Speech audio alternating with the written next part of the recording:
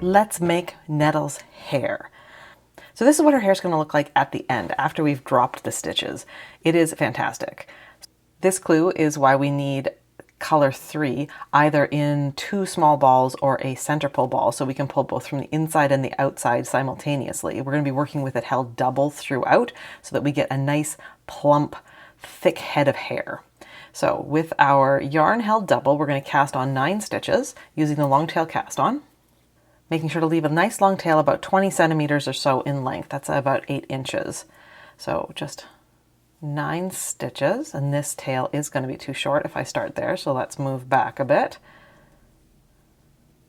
There is a video on long tail cast on linked, so I won't go through that very slow motion now. We'll just get our 9 stitches on and then we will begin. All right, with 9 stitches on the needle, we are now going to turn our work and work row 1. Row 1 is knit 2 through the back loop, so that's just knitting 2 stitches, each of them through the back loop. And when you see 2 loops on your needle, remember to treat them as one yarn. So this is 1 through the back loop, 2 through the back loop, and then we knit the rest of the stitches normally. So we go through the front loop. By twisting those stitches, we're going to firm them up and just make them better situated once we start dropping the stitches the way we're going to do for this. So the twisted stitches are going to become these 2 stitches that we don't drop and that form the top of the hair, which gives us something to sew on.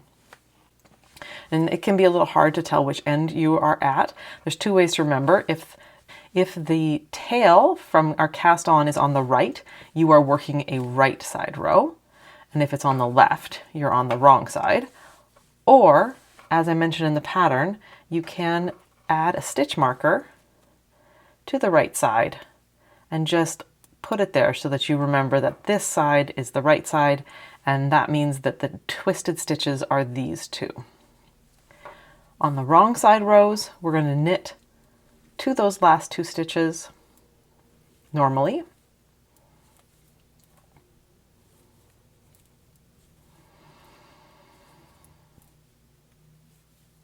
And then we'll knit the last 2 through the back loop. And that's all there is to making this.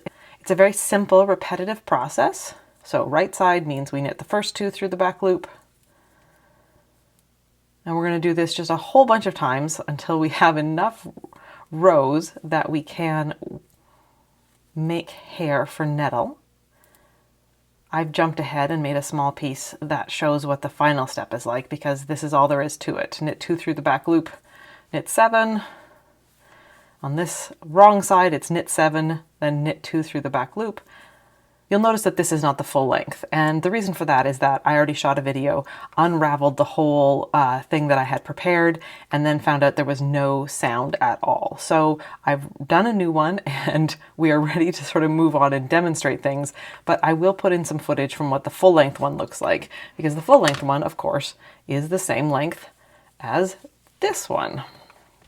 All right, so before we can soak this and set the curl, we need to finish this off. So we've just finished a wrong side row, which means we have knit 7, then knit 2 through the back loop. And what we're going to do is we're going to take our, without turning, we're going to take our right needle and we're going to pass the second stitch over the first stitch, just like a regular bind off kind of movement. And then with a nice long tail, longer than the one I have here, because this is obviously not the full set of hair, you're going to cut a nice long tail, and then you can just pull on this loop until it comes through the stitch, and then that stitch is also secure, and that secures these 2 stitches that we twisted along the top. Right here they are, marked by the needle or the stitch marker, and then we can just pull these out, get it wet. If you want, you could leave these in. You could slide them onto a piece of, I guess, a circular needle and just slide them on the cord, put them on scrap yarn. It's your choice, but we want to get this wet and let it dry. I believe that a full soak and then a drying is better than steaming. I think you'll have a fuller, curlier, more lasting curl, but you could steam it and let it dry. What we're going to do, if you're going to soak it, is just put it in the water, squeeze it out, then roll it in a towel and step on it. Obviously, don't break your needle and don't poke yourself in the foot and need another tetanus shot. But once it's dry and fully dry, don't go too early. You're just going to drop these 7 stitches. I find it easiest to drop on, or to do that on this side. So the difference is that here there's stitches and then there's sort of a valley and then there's this set of ridges, whereas here the ridges are right up next to it. So all I'm going to do is I'm going to use my needle and I'm going to grab at the bit between 2 stitches. So when we talk about picking up stitches, we often talk about caps and smiles. So I'm picking up the cap between the stitches there and just pulling, and they drop and they are kinky and lovely. So I'm going to do that again. I'm going to pick up the cap. I'm just going to tease it out. And it's really important when I'm doing this that I go until the stitches are completely unraveled.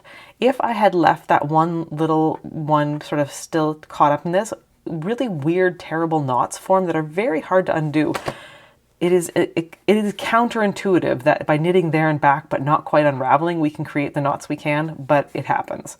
So make sure when you're pulling, usually what will happen is sort of the left one will be faster and get to the end, but make sure you pull until the right one is also all the way through and free. And we just keep going all the way to the end. Now, once you're done, if you want, you could snip this and get 4 strands of hair rather than a loop. But I think that these look good. Just the kinkiness and then them looping around on themselves is just a really nice, tidy look. And it's less work. If you had to cut every one of these, it would be a little longer, a little more work. But do make a little trial piece and play around with it. If you started with a slip knot, you will need to untie that slip knot when you come to it. But it will work out. I do a long tail without a slip knot when I cast on. You may have noticed at the beginning of the video. And so that just comes undone for me. And there we are. You may need to just kind of gently play with it a little bit to so the 2 lengths of yarn may want to twin up really, really strongly, and you may want to go through and open those up and just kind of separate them. But I think that just a little bit of playing with them does enough that this looks like a full, fabulous head of hair without needing to make sure that every single one of them is separated. And that's the trick for Gnettle's hair. Let's go to the video where we assemble and we get to put that on her. So exciting.